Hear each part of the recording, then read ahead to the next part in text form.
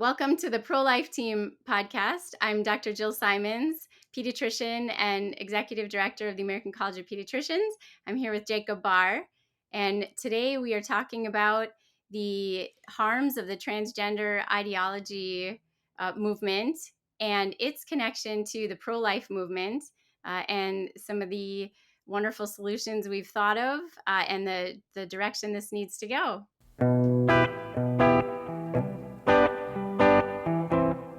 So, Jill, I'm excited to have you on the Pro Life Team podcast. Welcome. Would you introduce yourself as if you were talking to a small group of pregnancy clinic leadership teams, maybe specifically executive directors, but also the medical team leaders on their team?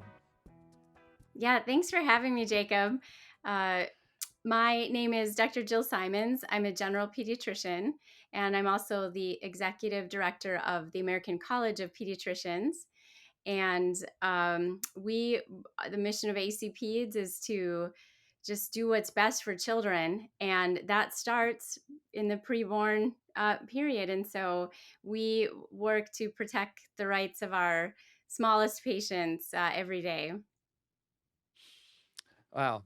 I'm so glad that you're on here because I feel like your group has been fighting in a space where the rest of us are starting to catch on that there is a fight, and we're starting to realize how well connected it is to the work within pregnancy clinics. Would you talk about the launch of the biological integrity, you know, just any part of that you think that people should know and hear, if you would just talk about that for a while? Right. Yeah. And, first of all, you're so right to say that this issue, the pro life issue, is connected to the protection of children's biology, fighting back against the transgender movement. They're very connected, and it's not obvious at first, but as we just recently saw in Ohio with the bill that was or the constitution change that was made, it was marketed as an abortion rights bill, but it really opened the door for an umbrella category of reproductive rights that can include uh, potentially transgender interventions and on minors. So they're very connected, and it's important that all of us in this fight to protect life, whether it's the preborn or life till natural death in all its beauty. It's important that we recognize the attacks against life in all its forms.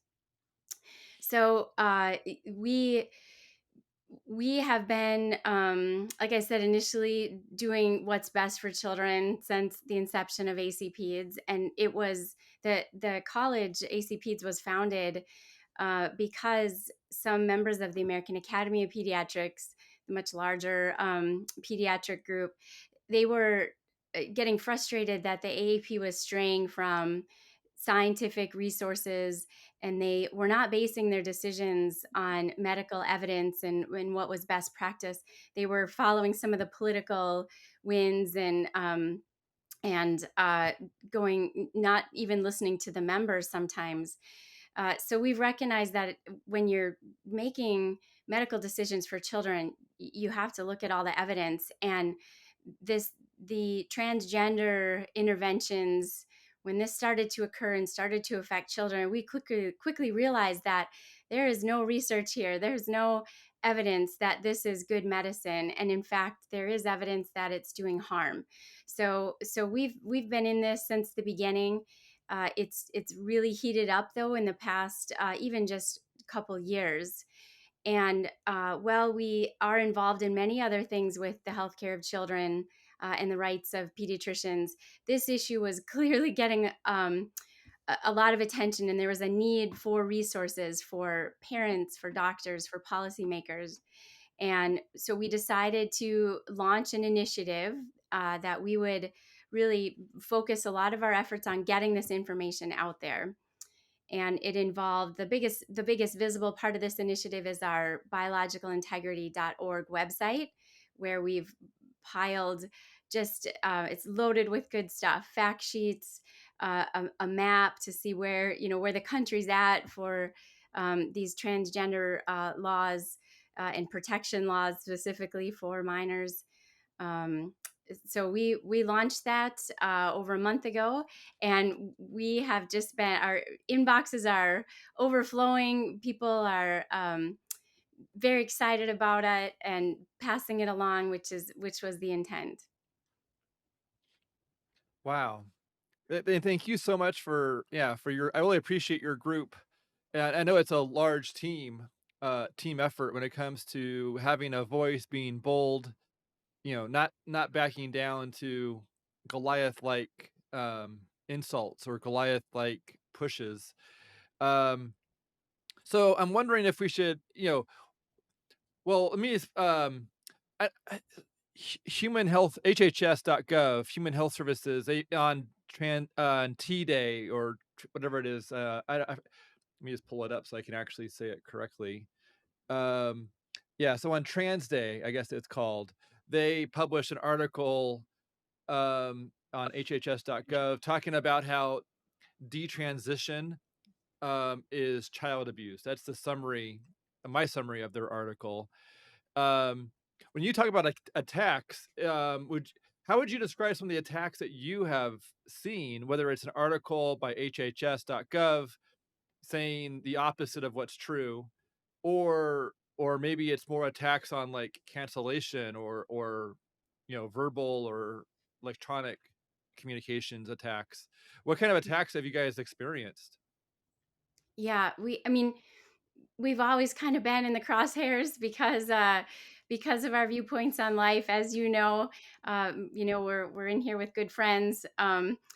And this issue in particular, though, there is a ideology component of the transgender movement that is resistant to civil discord and facts. And so, we have called for our other professional organizations, the American Academy of Pediatrics, the Endocrine Society, and we've called on them to just simply have a dialogue and to address these facts. And so, even at the professional level, we're dismissed as fringe and not based in facts, and we get called awful names. And that's what happens, though, when they can't debate us, when they can't stand up against the facts. They start name calling and doing all of those sorts of things. And that's our professional colleagues in medicine doing this. And we do the media, mainstream media. We get a lot of pushback also, and so it's definitely an uphill battle. But as I've told many people, we shouldn't despair, because there is a huge silent majority, I would say, of people out there, even physicians, who do not believe that this is settled science, that they do not believe that these treatments are the right thing to do. But they are so afraid of the pushback, like they see us get and that they've probably experienced, that many just keep quiet and don't want to get in trouble, or worse, lose their livelihood, or worse, have their family or themselves attacked.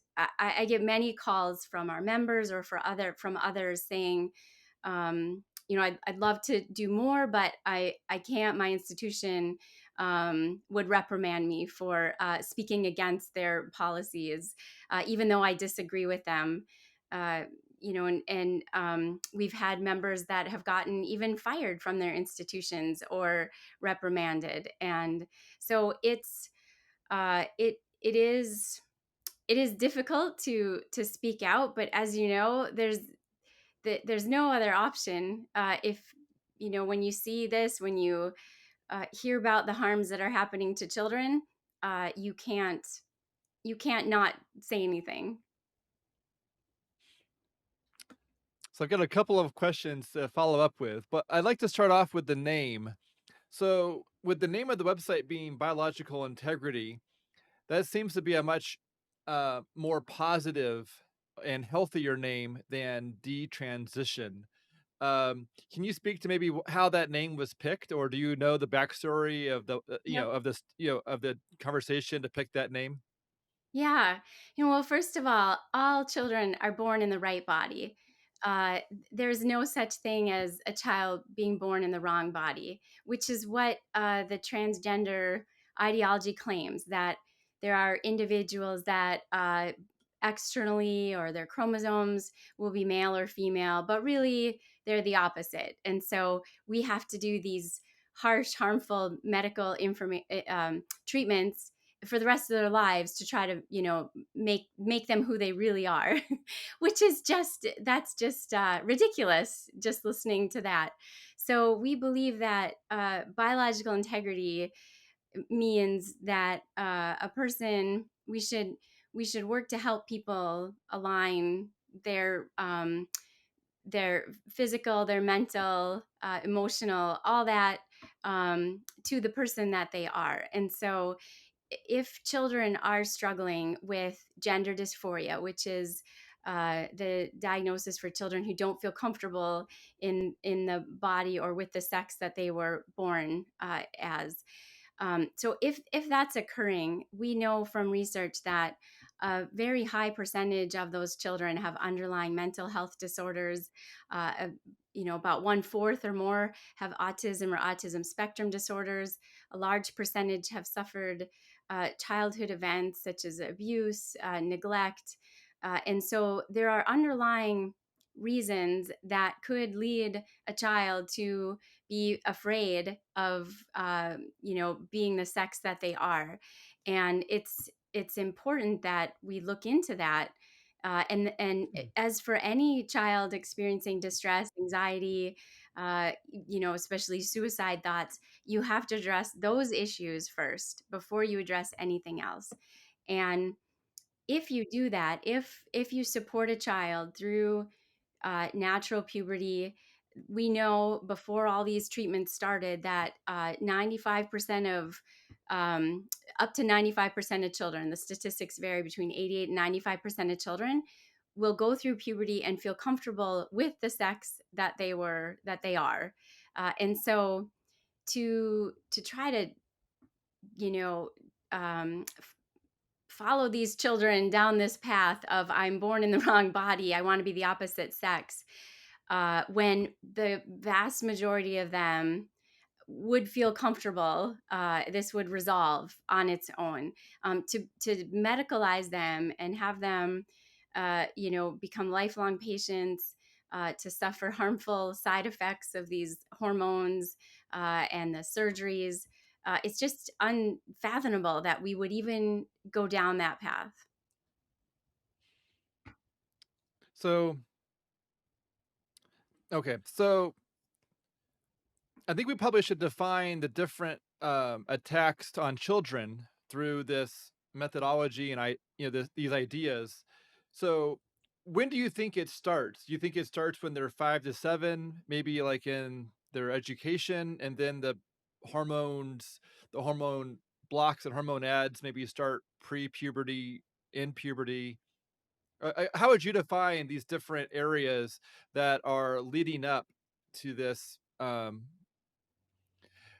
also, I guess the other question might be is, do you think the social media that this T, as in LGBT, this T is part of a social media contagion, as well as maybe being propagated by education at the earlier age groups in like a public school environment? Or do you even yeah, what are your thoughts on that?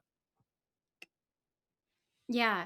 Well, as a pediatrician and as a parent or anyone who's spent time with children, you know that kids have this very fantastical view of the world. That's just how their brain develops. That's normal.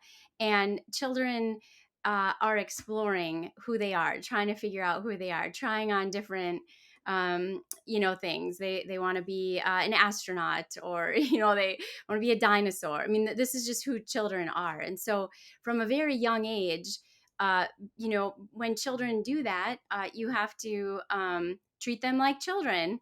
Sometimes you go with their imagination. It's part of the nurture, but on issues of sex, those are things that children learn through society, through our culture, of some of the norms, or what it means to be a boy or girl. It's not stereotyping them in one way or the other, but as adults, as parents, we guide them in their development. That's what we do for everything. And so with this transgender ideology, to say that when a 4-year-old or even younger, I've heard, comes to you and says, they think that they're the opposite sex, and to take their word for that is just ridiculous. And so, that, just developmentally speaking, we need to treat children as children. They're not small adults. We have to appreciate their developing mind and nurture it and respect it, but also make sure we're not they're children and they're under our care for a reason. We don't just turn them out to the world. They need to be supervised. So at a very young age, it starts at the home, and just how we treat young children. And then as they get older in schools, I I we have concerns. There's a lot of curriculum in schools that are exposing kids to this notion, the transgender ideology, that, gosh, you could be a boy or you could be a girl. And that's so confusing to kids, and we're confusing them. And so they're hearing it at school, and they're being exposed to it, and it can be harmful. We know that in the same way, that exposing kids to pornography, or even just basic biology too young, they just can't comprehend it. And so it can do more harm to kids when they can't understand something. They have to sort of work with that in their mind, and they're just not developmentally ready to handle a lot of things. So school curriculum is very important, that it's developmentally appropriate. And we there are some curricula that do that. Unfortunately, though, there are a lot of schools out there that are pushing something that's not healthy for children. And then you nailed it with the social media. I mean, that what children are exposed to on social media is can be very harmful for kids, and especially the teenagers and preteens. This is the time when brain development is just rapid, and it's the brain is surrounded by hormones, and puberty, and you throw in this bad information on social media, and um, make children, they follow a lot of these people on social media and these groups, and sort of just get entangled in it, and it can be very dangerous. Yeah, and so it sounds, yeah, and I know that the school education, at least public school, and then it sounds like also parental influences plus social media is impacting these younger children towards a trajectory towards this. Effectively, it's culture at some levels, but really those are I would say, the more focused spheres that seem to be influencing. Can you speak to what a hormone, when someone has hormone blocks applied, when does that, when is a child or a person, when would that be applied? Is that during puberty? Is that what that looks like? So the reasoning for the puberty blockers, so they are used legitimately for some medical conditions that children have, called precocious puberty, where a child will start to have high levels of hormone, pubertal levels of hormone, too young, as young as 4, 5, and 6, when they should be starting, years later.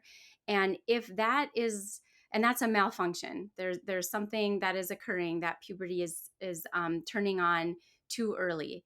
And if we allow that to happen, there's many side effects. Some of them are they will grow too fast too soon, and their final height will be much shorter than their peers often, or their predicted height. It's very distressing if children are experiencing development of body parts that aren't meant to develop for a few years. And so there's many complications that can happen. And so those puberty blockers have been used to slow or suppress that onset. What they've then now been used for with transgender interventions is twofold. One, they say, if you're questioning your sex, and it's distressing for you to start having the development of these secondary sex characteristics, we can pause it, give you a little time to think. Do you want to be a boy or girl? And that's where the first lie comes. You can't pause puberty. You can block these hormones, but you are interfering with nature and timing in ways that we can only begin to understand. During puberty, there's more than just the sexual organs that are maturing. Your brain is maturing, and that is being bathed with all these hormones. And so without that, what's happening to the development of a child's brain, our skeletal structures, muscle structures, all those require these puberty hormones. And so if you block that when it's supposed to happen, and say you even unblock it, those aren't reversible like they are claiming. We don't know what we can get back when you restart puberty years later. uh, and so that's very harmful, the puberty blockers.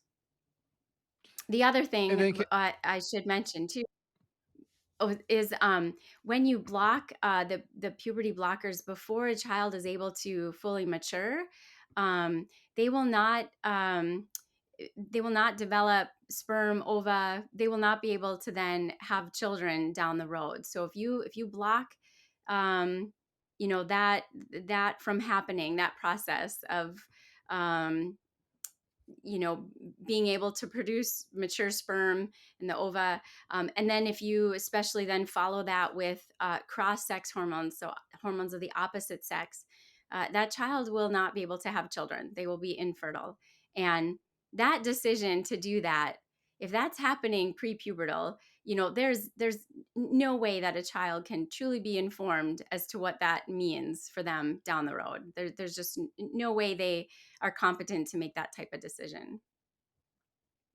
So I want to talk about the hormone ads, the cross-sex hormone ads. But before we do, can you speak about at what age is someone's brain fully developed enough to be able to make decisions of that caliber? So it's in the mid 20s, around 25 is when that frontal lobe, that last part of the brain to develop, is fully mature. And that's the part of the brain that is responsible for executive function, the big high level decision making, the impulse control, really, having control over those other parts of our brain that are more emotional. And so that's the part of the brain that needs to be making these big life decisions. And we've thought this for decades, probably centuries. Anyone who's watched a teenager, that they're not making the best executive function decisions. But now we even have functional MRI studies. We have just very sophisticated science to show us that this is in fact true, that that brain is not fully developed until the mid 20s. Wow. So let's go back to so hormone blocks, the earlier they are started, possibly the more damage they well, essentially if it's pre-puberty, they're even more damaging. What about cross-sex hormone ads? Can you speak about that topic? Yeah, so what the cross-sex hormones do is, if you're a female who wants to become a male, you would be taking high doses of testosterone, which is the male hormone. If you are a male wanting to be female, you will be taking sometimes testosterone blockers as well as estrogen, those types of things. And we know, and there's been even recent studies out that show uh, the harmful effects these have on both men and women, their cardiovascular system, a higher risk of strokes, a higher risk of cardiovascular disease and events. There's also effects with depression, anxiety, aggression, suicidal thoughts. I mean, these are high levels of hormones we're talking about. This is above what a natural male or a natural female would be producing, that these kids are injecting or taking. And especially with the testosterone, if you were to take testosterone, either a male or a female, there's a little bit of uh, a euphoric effect, or there's some energy, there's some things that you can feel the effects of that maybe temporarily make you feel better. And so when kids are starting on that, they're feeling these effects, and then often they are, they're getting acclimated to them, and then they're increasing the dose if they're not seeing the effects. And so it's really it's playing it's playing with pretty dangerous chemicals. It's not just like taking a Tylenol or taking something that can wear off. I mean, it's really having an effect on your body organs, that can have pretty damaging effects. And what ages what ages are people most vulnerable, or is that being targeted towards children? Like, how would you describe the ages that that's being used? Yeah, so we see it, when if a child is going through this process. I call it like it's a conveyor belt, or the transgender train, and it's really hard to get off of. And there's even studies that show, once kids start on puberty blockers, 95% of them, go on to cross sex hormones and down that path. So, um, that the puberty blockers really, can start at any age, but if they're promoting them often to be started before the development of the secondary sex characteristics. And so those are pretty young, and then introducing cross sex hormones, at a time when they should be making, should be having their own hormones and the appropriate hormones. So, during puberty, or if these are started later on children or adults, they're really given at any age, to produce. What you're doing is you're producing the effects of these hormones. So it's really a fake. You're creating these fake characteristics, from the hormones. You're making your body, try to look like something it's not, by giving it these hormones. So they're done at any age, but if a child is started young, I mean, that's the course they could go on, where they're blocked, and then they're put on opposite hormones, at around their natural puberty. So that's teen years, early teens. Um, and then when it comes to hormone blocks and hormone ads, are those being is that like a lifetime subscription at some levels when it comes to, like, they start in their teens perhaps, or early, in their pre-puberty and puberty ages, but does that actually continue on?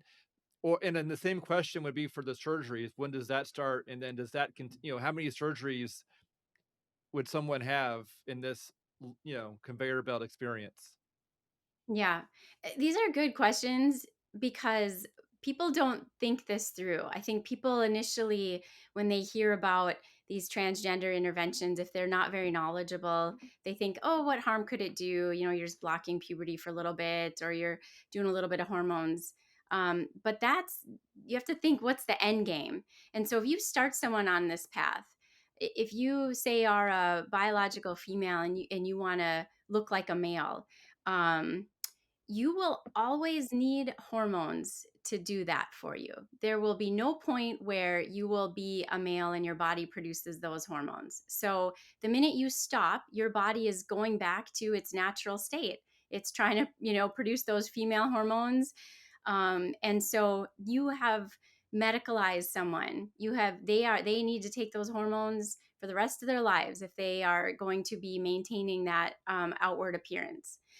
And then the surgeries, I mean, that's even more devastating. So you're taking healthy body parts and, you know, removing them or manipulating them in a way that they were not intended to be. And uh, it, I know as a doctor, all of us know when the body is trying to heal itself constantly. And so if you try to change it, it's going to try to go back to its natural state.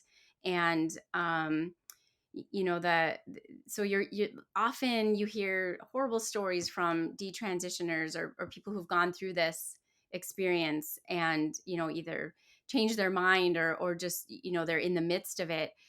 It can be horribly painful. Infections, repeat surgeries, reconstructions. You really medicalized this person, maimed their healthy body, and not made them the best they could be. And so you asked how young the surgeries start, and uh, they a lot of places claim that they don't do surgery on minors, but there's evidence, there's facts, even from the institutions themselves, that will do these surgeries on minors. Double mastectomies, on girls at 16. There's many stories of that, even younger. Um, and so again, you're working with a teenage brain that is not competent to make this sort of decision, this sort of informed consent. Wow. How would you classify that kind of surgery? I mean, it's somewhat elective, but how would you classify it completely when it comes to someone doing this? And really, is it the child making this decision, or is it the adults in the room pushing a child towards this Right. decision? Yeah, I mean, no child makes this decision alone. There are, this is where, uh, my anger is with my fellow physicians that are doing this to children, who should know better, who should know that this is harmful, that this is not what we took an oath to do as doctors. And so, they are the ones that are really, as doctors, you are supposed to tell your patient, tell their families the risks and the benefits. And so they're not disclosing that completely to the patient and the families. And I don't, well, some parents may be, the ones pushing it. I think a lot of times they are doing it out of fear because the doctors have told them, if you don't um, if you don't affirm, which is really, you're not affirming your child's natural body, but if you don't agree with your child, and if you don't agree to change them to the opposite sex, then they're going to commit suicide. That's the biggest line you hear. And that just puts fear in any parent. And they will do anything to save their child. And so they're told, if you don't do, these hormones or this surgery, if you don't affirm your child, then your child's going to commit suicide. That's what the facts, they try to say that this is what the facts show, when it's completely false. And so they will say, if their son wants to become a girl, would you rather have a dead son or a daughter, a live daughter? I mean, that's just, it's just really scary. And so parents, I don't blame parents when they're put in this position and they've been told this by people that they should be trusting, uh, that they're down this path. And part of the biological integrity initiative is to get this information out to parents. Our website was meant so that there's sections for parents, even for teens, as well as for physicians and policymakers. But you could go on there and you can read this information that's, it's common sense, but it gives you the research to back it up. And then to be able to find the strength to say no, let's look into this. This isn't the right thing. There's other options. There's a better way to help my child. So when it comes to like this, this voice that your, American College of Pediatricians has on this in your group, how much of this feels like you're going up against Goliath? Like when it comes to, you know, the funding, the .gov, these, It just cut and the out. way they're Sorry, trying. Jacob. Oh, sorry about that. How much of this feels like you're going up against Goliath? uh, every day. But I'm honestly not discouraged because I don't care if it was 10 Goliaths. Like you just have to say the truth. Like it doesn't change my mind. I don't care if, um, you know, what other people say. And we've got good people, smart people working on this that agree, and the science is there, the evidence is behind us, so we have truth on our side. So I'm not discouraged at all. So when it comes to pregnancy clinics, what do you I believe they need a place to refer for where someone can get based counseling or biblically based psychological services for when someone needs help in one of these scenarios of, of a T maybe needing to go back to their, needing biological integrity and really in who Right. they are more so than who they have been lied about and the false beliefs that surround their confusion. um, when it comes to pregnancy clinics having a place to refer for a counselor or a psychologist, what advice or insight might you have when it comes to your, the biological integrity site and your group? Yeah, when you first brought this up about getting pregnancy centers in the loop on this transgender issue. I thought that was very forward thinking, very insightful, very smart because uh, Planned Parenthood and the other side has jumped on this transgender train. I mean, they are dishing out these hormones. And so it's like we talked about, at the start of this, these issues, the life issue, abortion, the transgender issue, protecting biological integrity, those issues are more intertwined than I think many people realize. And so often when kids are searching for help, they're going to, regardless of what it is, they're sort of associating whether it's Planned Parenthood or pregnancy centers with a place to help them with these issues of sexuality, reproduction, life. It really, that connection, I think, is one that many people make. And I don't really know how well these pregnancy centers are set up to deal with this, and I think we would miss a lot of opportunities to help people who are looking for help and looking for information. um, the best place to start for kids who are in this realm of gender dysphoria or caught up somehow in the transgender ideology, the best resource is a good counselor.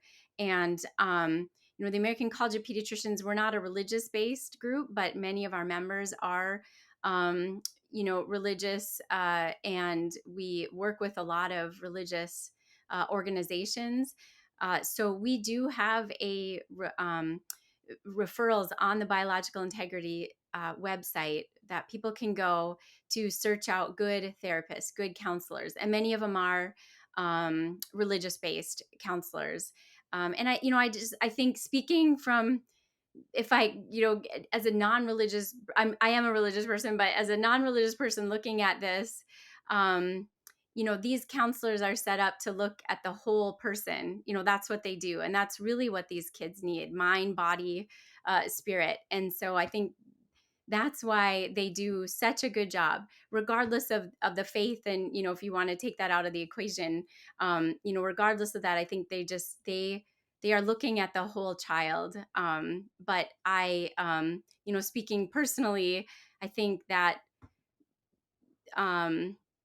religion plays a big role because it's this respect for your body and who you are, and family and community supporting that. So it there are studies that show that kids who do have a religious who have a faith or who have a family that can support them do better with this. And so I would encourage the pregnancy resource centers to, look at our website, use those resources, and it will connect you to their own websites, and you can use their tools to find a therapist or a counselor in your area. And that's the best place to start.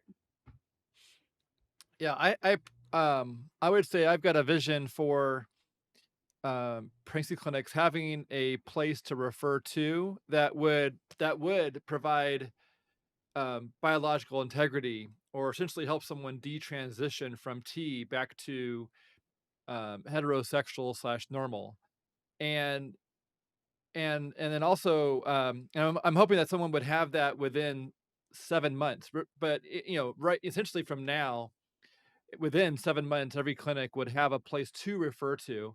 And then looking past that, I think within like 17 to 19 months, I'm really hoping that some pregnancy clinics start having someone in-house if the need grows for their clinic, that they might consider bringing someone on board to support their clinic and neighboring sister clinics when it comes to referrals. And then I've got a question for you. So when it comes to having a place to refer to, and this might be outside your scope of your experience, but and that's okay if you don't feel comfortable answering it, but what are your thoughts on asking a church who would provide non-professional counseling to help when it comes to this type of counseling, and being able to Yeah, evaluate a church who may be equipped, even though it may not be a professional association, for a pregnancy clinic to refer someone to a church for more biblically sound but maybe not professional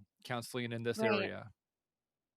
I definitely think it can help support the system.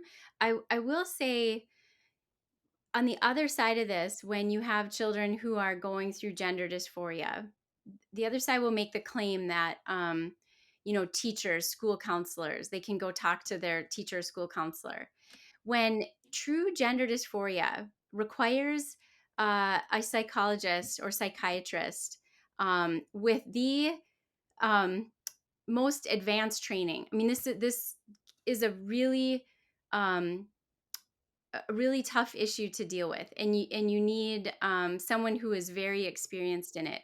And what's happening is we are getting people who are not qualified to children are going to people who are not qualified, teachers, guidance counselors, people who are not certified in, therapy for children, and this level that's needed. So I think it can help support that. I do think, though, there are truly those counselors that specialize in this, you do need someone at that level. Even even as a pediatrician, i you know I can address the medical issues and get them to the right people, but to be able to counsel a child and a family through this really requires someone with skill, to be able to do this right, because often, like I said before, there's underlying mental health issues, other issues that need to be addressed, that need to be brought up. Yeah, I'm just thinking that with a lack of of, for some people, they may not have a counselor in their county or a psychologist in their county, and I'm just trying to think of like what would they do in that situation, as a pregnancy clinic or as parents who are trying to look for someone. Um, yeah, I'm just trying to think. And also when it comes to, Yeah, the government and maybe well, actually, let me ask you that. When it comes to professional associations, are professional associations following the Goliath of the government and this T push, or are some professional associations holding to what's true, even, regardless of false beliefs by a Goliath like group trying to push them right. into submission?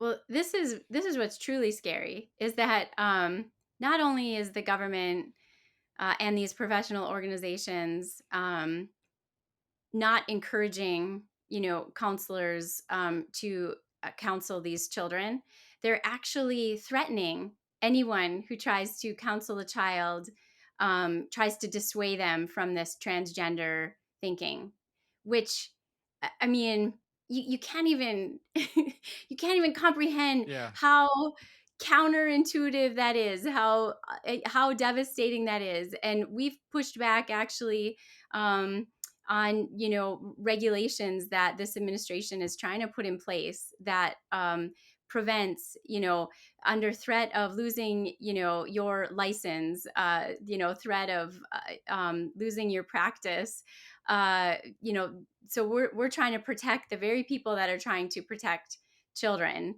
um, by stopping these regulations. So yeah, the counselors that are out there, they're growing. We need to support them and to stand behind them and help protect uh, their freedom to practice this, and they're needed more than ever. But they're not getting discouraged. They are pushing back, and I think just like with the pediatricians, as more and more people stand out, the people will come out. From the shadows, that silent majority will be able to speak out more. So, but it can't come fast enough, right? Like you said, there's such a shortage of therapists, of counselors. So I do like your idea of, at least having some place for them to go, some place to start, and to help families navigate this. Yeah, so the backstory for my experience, and I think I shared part of this in a previous podcast, but I wanna go ahead and sort of recap it so that it can be connected here. So last year there was the APLOG and ACPEDS event, and my team was there to record videos of several doctors talking about topics like this. And this was before I knew how it connected so deeply and how well the connection was to pregnancy clinics, which is really where I focus my vision and goals in that space. And essentially a few weeks, or maybe actually I guess it was a few months after that event, and I was essentially, part of the team who was interviewing many doctors with ACPs about a wide range of issues, and this was definitely one, was talking about the harms of tea in this case. Um, and then essentially a few months later, I was doing a research project, and this is completely disconnected from the tea thought process or that world. But essentially, I went to every abortion clinic website I could to collect keywords. And one of the things that I found when visiting so many abortion clinic websites, and Planned Parenthood's website was just one out of 188 that I went to in this research project. And then this is not Excel data, this is just me reflecting on what I saw. I would guess about 70% were offering um, T services such as hormone blocks, hormone ads, maybe surgery, probably not surgery, but essentially some of the the less essentially the probably more of the hormone blocks and hormone ads more so than surgery, I would estimate. But all that to say is 70% of the abortion clinics, people groups, abortion clinics that were providing abortions were also providing hormone blocks and hormone ads. And thinking about like what does that mean? Like, when it comes to, their motivation, their thought process, maybe it's because essentially our opposition or the enemy has increased scope of damage. And as Christians, as believers, as people who care about children, as as a pro-life team, we might, we need to consider, we need to increase scope of healing as a response, because that's really what we do is we provide healing and restoration and help to the, essentially as in response to damage being done. And this might be, we might be at the beginning of a brand new large fight that has overlap with the fight that we've been in for 50 years or 50 plus years. um I was talking to one leader, and I won't say the name, but one leader told me that we need to stay in our lane in response to this information. But a lot of leaders have said they've seen the signs, and so as a movement, we're not all on the same page. But I think we're going to see that this is I think it's just a reality, and my first response was, I was really hoping this wasn't gonna be in my lane, just to be perfectly blunt, because this is not an area this is a hard area to serve, but yet it wasn't our choice. It's really brought to us based on our opposition increasing scope of damage, and pregnancy clinics are located very often strategically next to the places that are causing this damage. And sidewalk counselors need a place to refer to for when someone is going looking for an abortion. They need to be able to say, this is a healthier direction.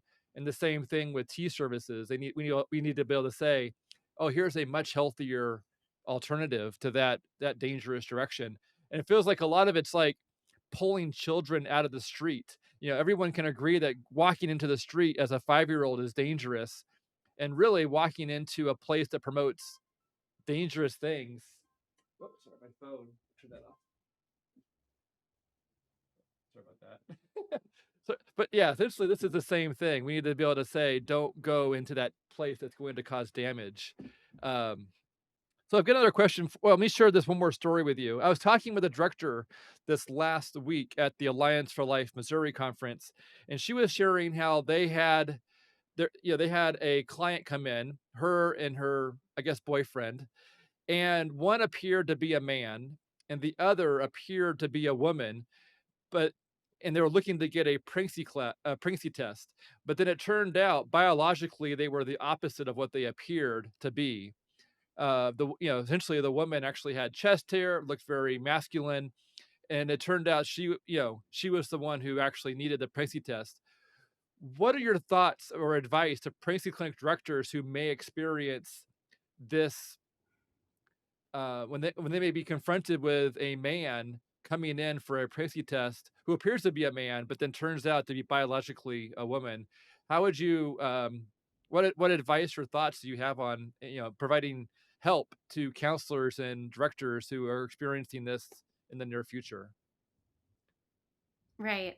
My physician training, um, when working in the ER or wherever you're working, your first thought is, if you're there to do medical care, if you're trying to figure out what the best treatment, what the best thing you need to do for this patient, whether it's urgently or down the road, is you have to stick with the facts. You have to stick with biology. There's no pretending. If someone comes in with something, and you can do it in a respectful way. But it's important for us to maintain these basic facts of biology. There's two sexes. Only one can get pregnant, and that's the one that needs the care. It's dangerous if you start ignoring those basic facts. I mean, it's like the sky is purple kind of a world, and so you, as the professionals, maintain those facts. Maintain your integrity. Don't go down these lies for the sole reason is your job is to do medical care that is best for that patient. So I know there's a lot of other things that happen at these centers, counseling and all that, but when you are addressing it just as a patient, what kind of care do they need? That's what needs to stay in the forefront. What are the facts here? And you can do that with dignity, and you can do that that is not hurtful to the patient, but it's important for you to be the adult in the room, or the grounded, scientifically grounded, medically grounded person in the room, because that's your job. That's what you're supposed to do. Yeah. Oh, that's good. And actually I invited that person who had this experience onto this podcast. I'll be doing an interview hopefully in the near future and be able to share her story of how that went, and yeah, just sharing that story so other directors can be better equipped and prepared for this new scenario that we're being faced with, or new, not to make assumptions, and to be more, yeah, essentially to be more grounded in finding out certain answers before just assuming quickly. Right, Um, right. And we do that with, there's a lot of other things in medicine, when you're treating people, just finding out who's in the room, who are they? I mean, you have to ask those invasive type questions sometimes as a doctor, and it's uncomfortable, and the other side will make you, will call you a bigot for asking those questions or call you all sorts of names, but that's your job. That's your job to do that. So, so my last question for you, Jill, is where have you seen God's fingerprints in this work? Like, how have you seen protection or just incredible, miraculous, things happening when it comes to the work of um, rescuing and essentially fighting for children to have healthier futures? yeah, I where I see it is where I am connected with people that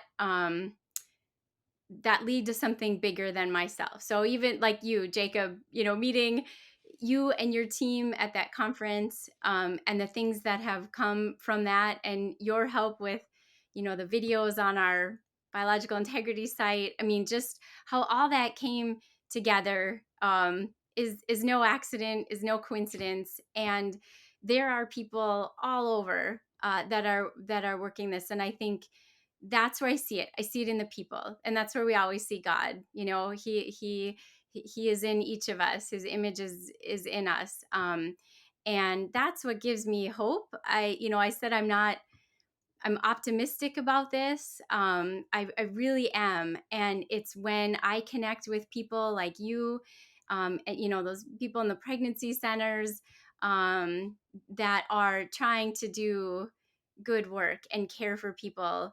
And so that's just where I've seen it, and it's all over. It's there. Oh, that's really good. Would you close out this podcast with a prayer, and then and hopefully those who are listening will echo, the listeners and leaders who are listening will echo and echo this prayer as so God will hear it many times. Yeah, I just my favorite prayer. I don't even like to call it a prayer because it's just so simple, but I often throughout the day just ask God to just be with me. Just be with me. And cuz I don't know what I'm necessarily supposed to do. I don't know what you want me to do. I don't know what the right answer, but just be with me, get me through this. And so that's kind of, it's I say that often. So just be with me, be with us, as we're doing this work, um, and that's all I ask. And I'm so blessed to be able to be here and to be with people like you, Jacob. So So I was at this conference in Missouri this last week, and or I guess it was this week. Wow, time's I'm not even sure what day it is right now. It was over the weekend and then through the beginning of this week. So, and I one of my favorite verses has been Philippians 4, 6, and 7. And it showed up quite a bit at this conference, but it showed up and with one was a partial rebuke on don't tell someone not to worry with Philippians 4, 6, and 7 unless you include verse 5, which really connects with your prayer. So verse 5 is let your gentleness be evident to all. The Lord is near. So that second part really connects with what you're asking for is God be with me. So the Lord is near. And then verse 6 says, do not be anxious, which is usually where I start. I would say, don't be anxious. And then about anything, but in every situation, by prayer and petition, with thanksgiving, present your request to God. And the peace of God, which transcends all understanding, will guard your hearts and your minds in Christ Jesus. So I usually like to paraphrase it of don't be anxious, pray with thanksgiving while being thankful, and God will protect your heart miraculously. Like that's my paraphrase of how I think about it in my mind. And but the part that really connects is the Lord is near. And that was the rebuke from the speaker saying, don't tell someone 6 and 7 without including the Lord is near from verse 5. And so I just want to say your prayer echoes what I've been hearing over the last couple of days. So that's good. See, that's God among us. I mean, that's right there. Yes. Thank you for sharing that. That was great.